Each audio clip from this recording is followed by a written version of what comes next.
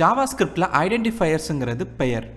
அதை நம்ம வேரியபிள்ஸ்க்கு, ஃபங்க்ஷன்ஸ்க்கு, ஆப்ஜெக்ட்ஸுக்கு, இன்னும் சொல்லப்படாத நிறைய விஷயங்களுக்கு வைப்போம்.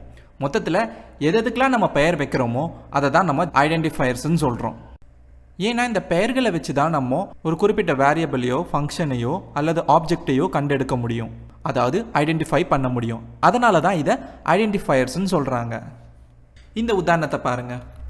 வேர் message equal to hello world. Message அப்படின்ற பெயரில் ஒரு வேரியபிள் உருவாக்கப்படுது.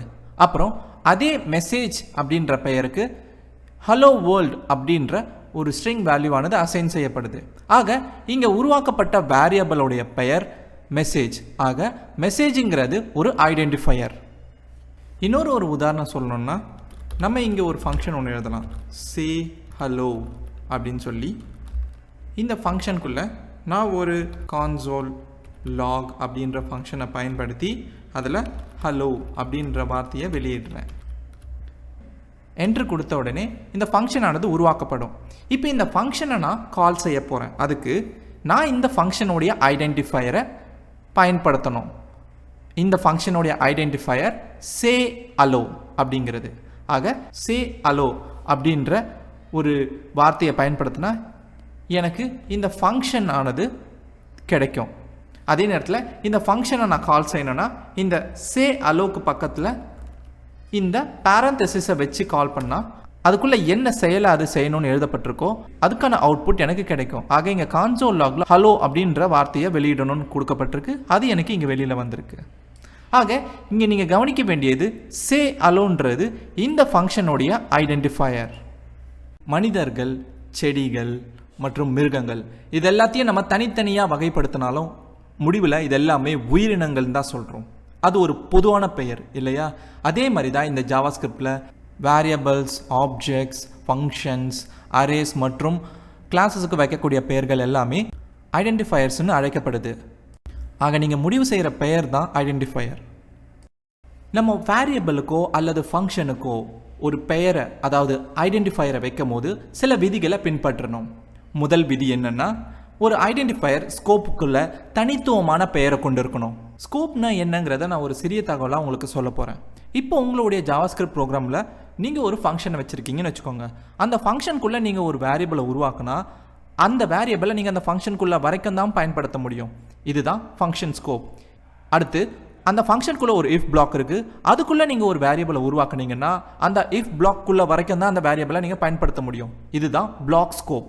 இது எல்லாத்தையும் தவிர்த்துட்டு நீங்கள் இந்த ஃபங்க்ஷனுக்கு வெளியில் நீங்கள் ஒரு வேரியபிளை உருவாக்குனீங்கன்னா அந்த வேரியபிளை இந்த ப்ரோக்ராமில் எந்த இடத்துல வேணாலும் பயன்படுத்த முடியும்.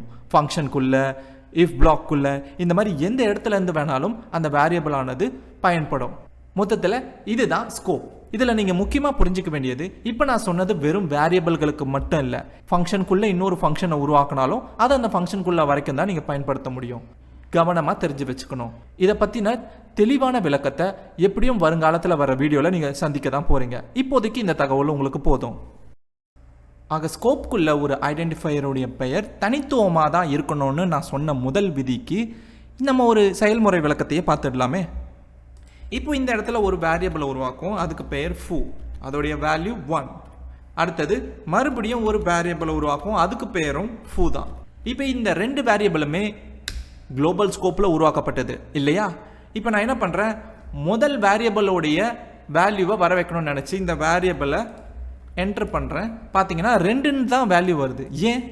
ஏன்னா ரெண்டாவதாக உருவாக்கப்பட்ட வேரியபிளோடைய பெயரும் ஃபூ தான். ஆக இந்த ஸ்கோப்பில் தனித்துவமான பெயரானது இல்லாததால் முதல்ல இருக்கிற அந்த ஐடென்டிஃபயரானது அழிக்கப்பட்டு ரெண்டாவது உருவாக்கப்பட்ட இந்த ஐடென்டிஃபயரை மட்டும்தான் ஜாவாஸ்கிரிப்ட் எடுத்து அதுக்கான வேல்யூவை அது கொடுத்துருச்சு. ஆக நான் சொன்ன மாதிரி ஒரு ஸ்கோப்புக்குள்ள ஐடென்டிஃபயருடைய பெயரானது தனித்துவமாக இருக்கணும். இல்லைன்னா அது அழிக்கப்பட்டு புதுசாக உருவாக்கப்பட்டுரும். ஐடென்டிஃபயருடைய ரெண்டாவது விதி என்னன்னா, இந்த ஐடென்டிஃபயருடைய முதல் எழுத்து அப்பர் கேஸ் லெட்டராக இருக்கலாம், லோவர் கேஸ் லெட்டராக இருக்கலாம், அண்டர் ஸ்கோராக இருக்கலாம், அல்லது டாலர் சைனாக கூட இருக்கலாம். இதை தவிர்த்து நீங்கள் எண்களையோ இல்லை வேறு ஏதாவது சிம்பிள்களை பயன்படுத்திங்கன்னா எரர் வரும். இந்த ரெண்டாவது விதியை மீறுற மாதிரி இப்போ நான் உங்களுக்கு ஒரு உதாரணத்தை செய்ய போகிறேன். இப்போ ஒரு வேரியபிளை இந்த இடத்துல உருவாக்குறேன். அந்த வேரியபிளுடைய பெயரானது எண்களில் நான் ஆரம்பிக்கிறேன். இந்த மாதிரி 8 டெஸ்ட் அப்படின்னு சொல்லி இப்போ இதை என்டர் கொடுத்தா எரர் வரும், சின்டாக்ஸ் எரர். அடுத்து முதல் எழுத்தை நான் ஏதாவது ஒரு சிம்பிளாக கூட வைக்கலாம், ஸ்லாஷ் அல்லது டாட், இந்த மாதிரி எது வச்சாலும் எனக்கு எரர் வரும்.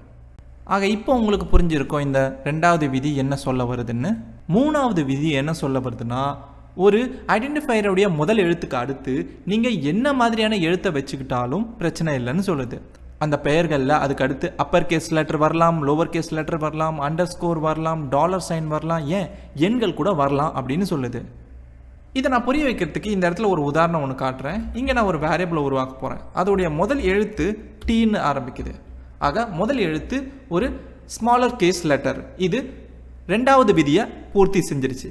இப்போது இதுக்கு அடுத்து இந்த வேரியபிளில் நான் எண்களை கொடுத்தாலும் பிரச்சனை இல்லை, டாலர் சைனை கொடுத்தாலும் பிரச்சனை இல்லை. இப்போ இதுக்கு வேல்யூ அசைன் பண்ணால் எனக்கு இப்போ இந்த வேரியபிளுக்கு 1ங்கிற வேல்யூவானது அசைன் பண்ணப்பட்டது. ஆக இப்படியே நீங்கள் வேரியபிள்களுடைய பெயரை வச்சுக்கலாம் அப்படின்னு சொல்லுது. நாலாவது ரூல் என்னென்னா, நீங்கள் ஐடென்டிஃபையர் பெயராக எந்த ஒரு ரிசர்வ்டு கீவேர்டையும் வச்சுருக்கக்கூடாது. ரிசர்வ்டு கீவேர்ட்ஸுன்றது ஏற்கனவே ஜாவாஸ்கிரிப்டில் நம்மளுடைய ப்ரோக்ராமை எழுதுறதுக்காக எழுதப்பட்ட சில கீவேர்ட்ஸ், அதாவது சில வார்த்தைகள். இதெல்லாம் ப்ரோக்ராமுடைய ஓட்டத்தை முடிவு செய்கிறது.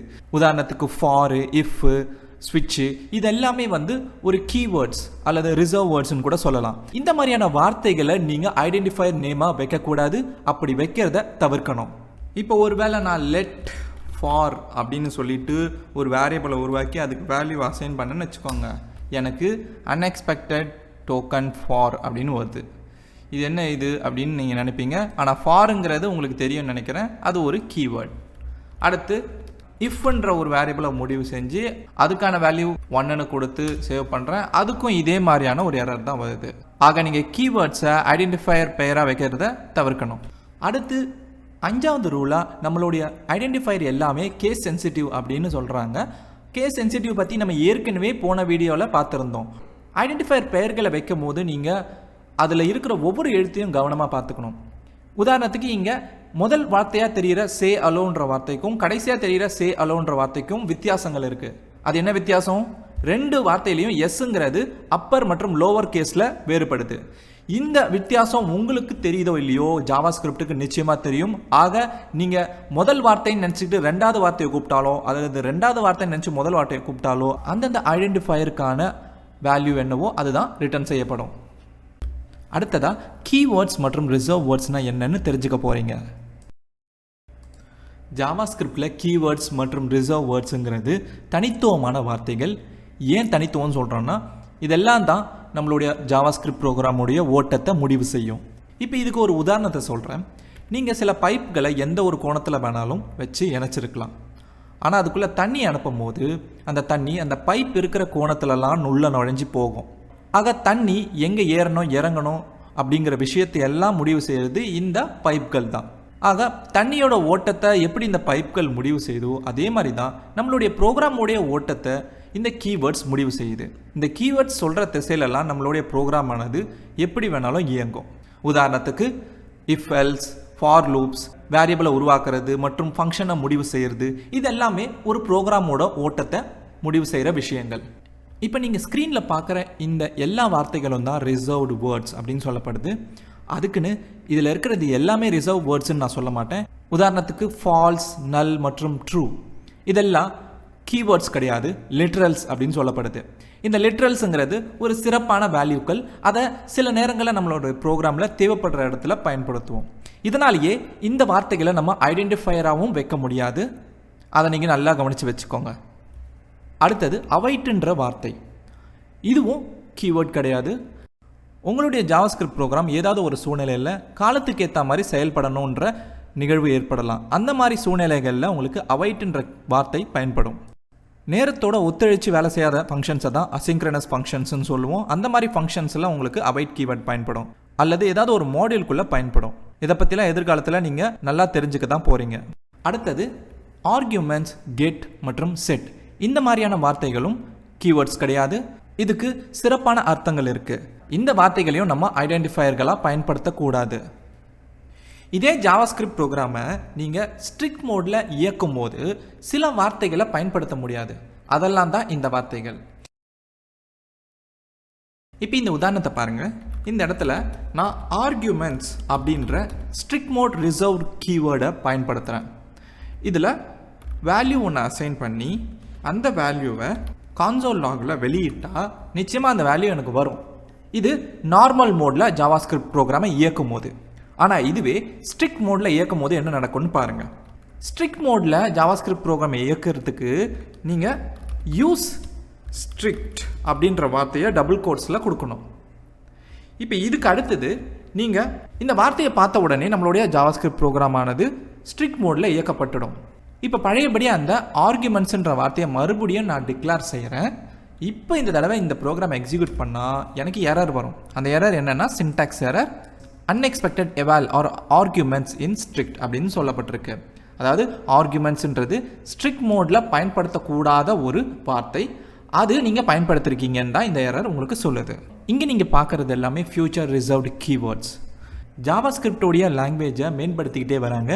இதில் ஒரு சில வார்த்தைகள் இன்னுமே நம்மளுடைய பயன்பாட்டுக்கு வரல. இந்த வார்த்தைகள்லாம் எதிர்காலத்தில் தேவைப்படும்னு ஒதுக்கி வச்ச வார்த்தைகள். அதனால் இதையும் நம்ம ஐடென்டிஃபையர்களாக உருவாக்க முடியாது. இன்னும் சில கீவேர்ட்ஸ்கள்லாம் இருக்குது. அதில் NAN, இன்ஃபினிட்டி, அன்டிஃபைன் இந்த வார்த்தைகள்லாம் உள்ளடங்கும். இதெல்லாமே ரிசர்வ் கீவேர்ட்ஸ் கிடையாது. இதெல்லாத்தையும் ஐடென்டிஃபையர்களாக நீங்கள் டிக்ளேர் செஞ்சாலும் ஜாவாஸ்கிரிப்ட் உங்களுக்கு எரரை கொடுக்காது. ஆனால் இருந்தாலும் இந்த வார்த்தைகள் எல்லாத்தையும் நீங்கள் ஐடென்டிஃபையர்களாக பயன்படுத்தாமல் இருக்கிறதே நல்லதுன்னு நான் சொல்கிறேன். அடுத்த வீடியோவில் ஜாவாஸ்கிரிப்டில் வேரியபிள்ஸ் சம்மந்தப்பட்ட விஷயங்களை ரொம்ப தெளிவாக தெரிஞ்சுக்க போகிறோம்.